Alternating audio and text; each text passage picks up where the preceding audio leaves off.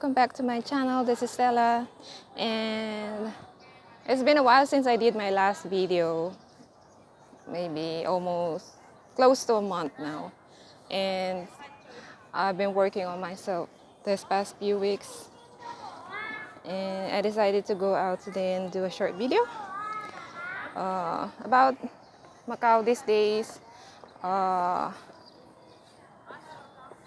They opened the secondary schools since Monday, and my boss, they're back to normal regular working hours in the casinos.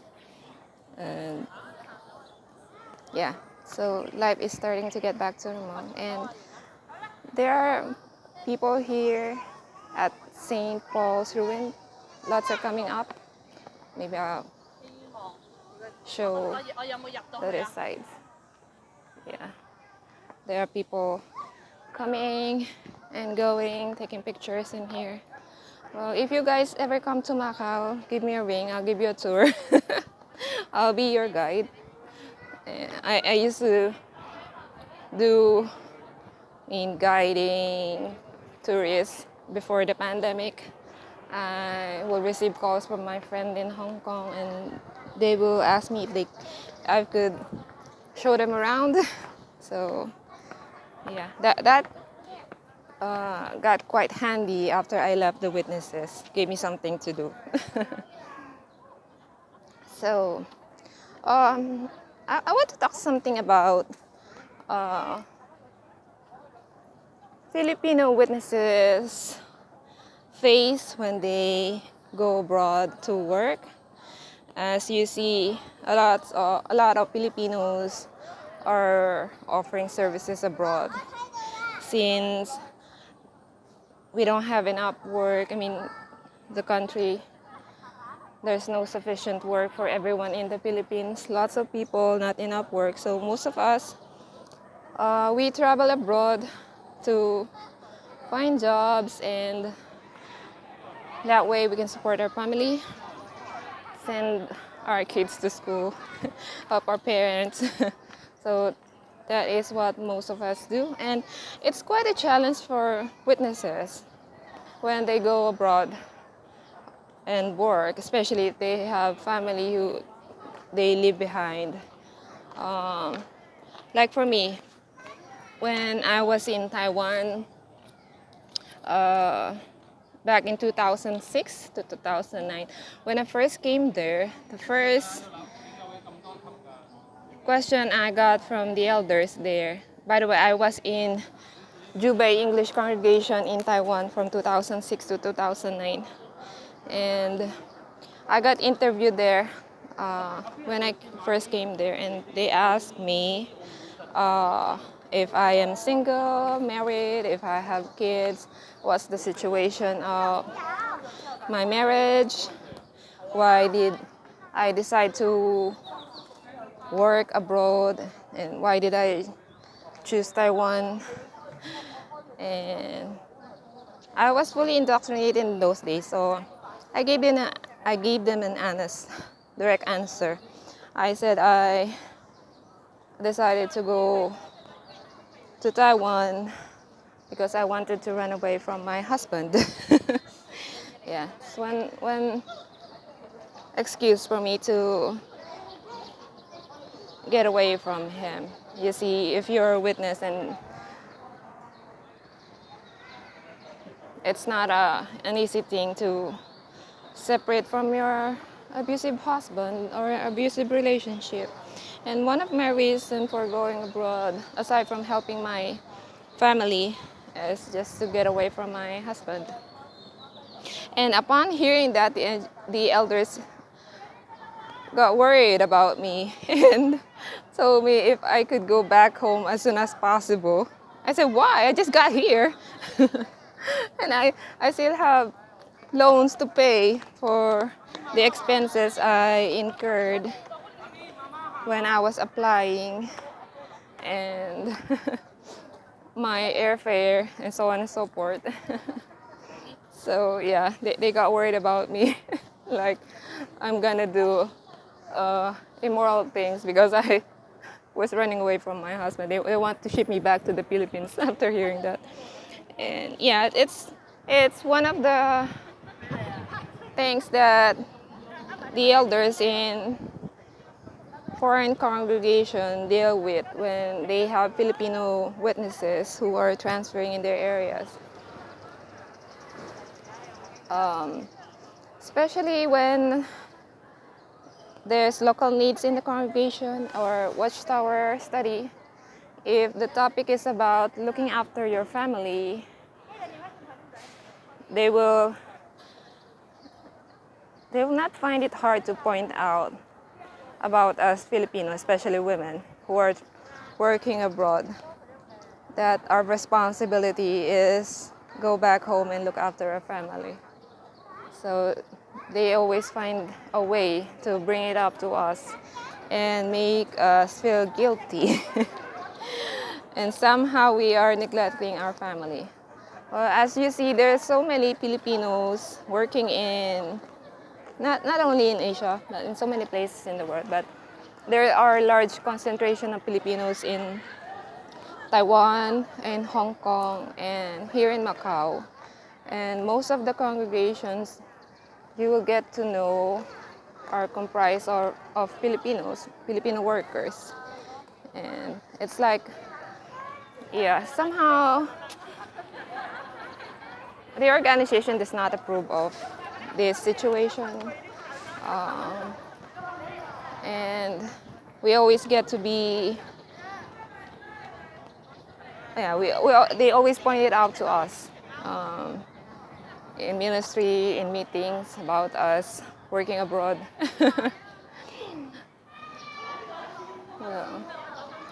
Well, for me, it's much more easier for me to work abroad, and I got a hang of it. I know I can find job in the Philippines, but it's not gonna be that enough for me to support my family. I have aging parents and 3 kids, 2 of which are still in school. One is going to college, one just graduated from the university. And we have 8 cats. So, aside from my cats and my kids and my parents, so yeah, I have to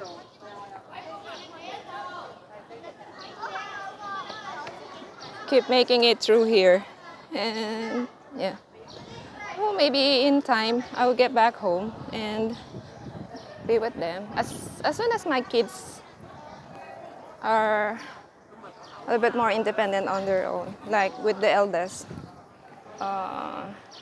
he's supposed to start work last April, but the lockdown in the Philippines started, so got canceled. So I don't know what will happen at the end of the month, if they will ease, if the government will ease down the level of quarantine in the Philippines. We'll see. And they will open the school in the Philippines by August. So I still have a few months for the tuition fee of the 2 kids that are still going to school. So I'm just gonna walk past here and show you some of the establishments. This place used to be our group territory when I was still a witness. So we go preach here in the morning or in the afternoon after the meetings. And one sister taught me how to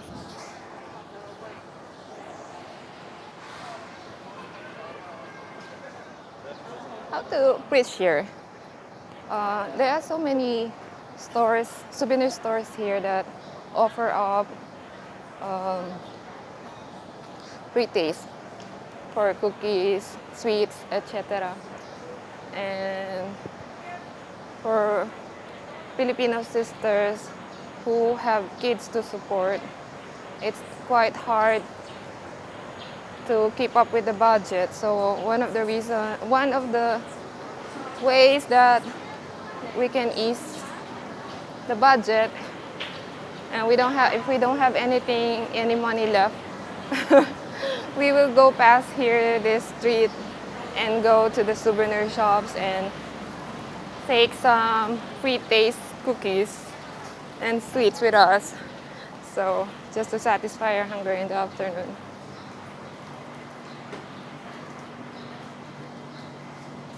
There are sisters I know one sister particularly in Hong Kong who heed the admonishment of the society to go back home and look after her kids. But before she did that, she went to the bank and took a loan of thousands of dollars and then resigned from her job and go back to the Philippines. I don't know what to think about that. I don't know if it happens to a lot of Filipino witnesses in Hong Kong. Not really sure, but this particular girl, that's what she did. And her reason, she told me, her reason was because she listened to the to the society. Oh, it's a bit noisy.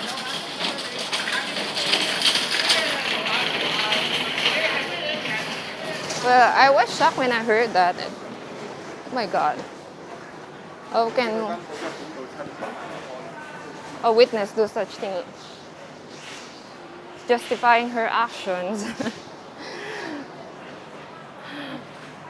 Goodness, that was just crazy when I heard that. And what happened after that was because she did not earn that money, she just robbed it from the bank. She did not pay it. So it went to nothing when she get back to the Philippines. And then she got separated from her husband and she went into immoral life. She got this fellowship and then she went back to the organization. And then I met her here in Macau. That's how I learned of her story. And then last year I bumped into one of my old friends. And she told me that this girl went back again to the Philippines to be with her family. So I don't know if she will repeat the same process again. I hope not.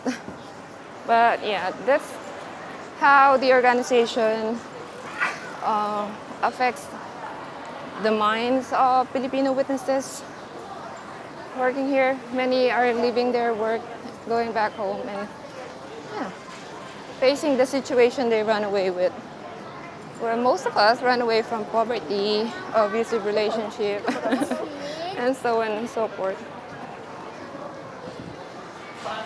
Well, there are lots of people here now.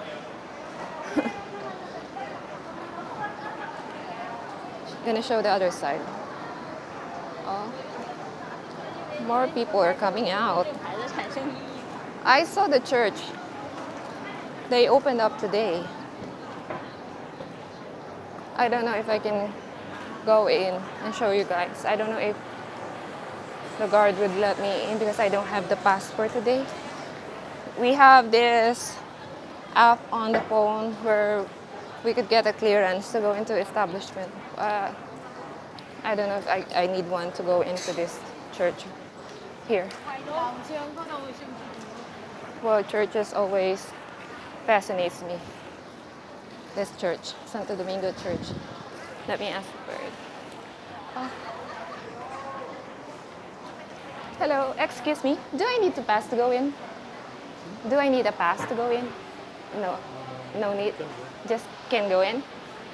Oh, okay. Thank you. I'm just gonna show you inside Catholic Church.